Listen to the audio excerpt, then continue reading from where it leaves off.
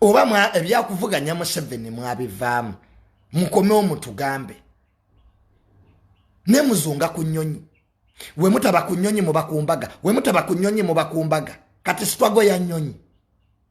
every time muberawo bye muse national unity wedding NUP kati yafuka national unity wedding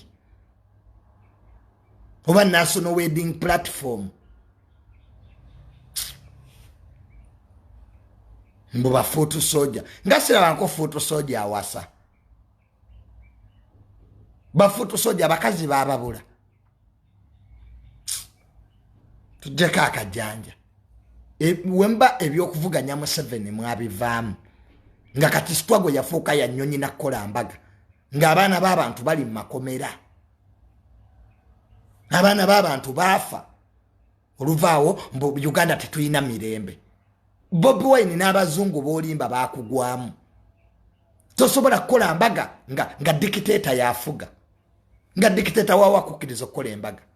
Museveni yakola embaga mu nsiko Genocide yakola embaga mu nsiko mwe bavubuka mwe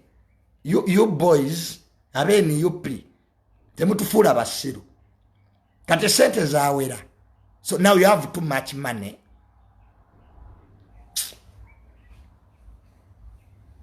chairman nyazidda mu struggle so sina kye nalabye ku mbaga mugenda mulimba abazungu mu Uganda teyina mirembe Bobi Wine sigwasi bagamba Abamerika kati bakulaba batya ng'oli mu mbaga nga ne polisi yekuuma embaga kati struggle yali ya mbaga yali yakulinnya nnyonyi oba yali yakola movies musiba mu kuzannya firimu struggle mwagirya mbisanga mu State House ekiro byambadde Gomez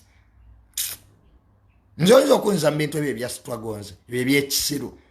nga dizirumpeni zibali mu kola mbaga bali mu masanyu oluvaawo mbu Uganda is bleeding bleeding la wamwe nga mukola embaga ne musala endongo mu nsi ya dictator nzobo obusiru sinnabutuukako principle abantu bakugwamu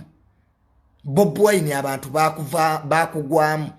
ebyokujjako Museveni wabivaako dda muli mu kukola sente muli mu kujaguza nga dictator abalaba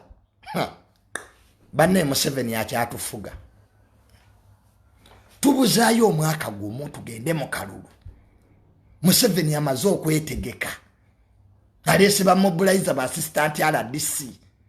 temwabalabye nga abaleeta baladisa abapya abagenda mobilizing akalulu Bobi Wine akola mbaga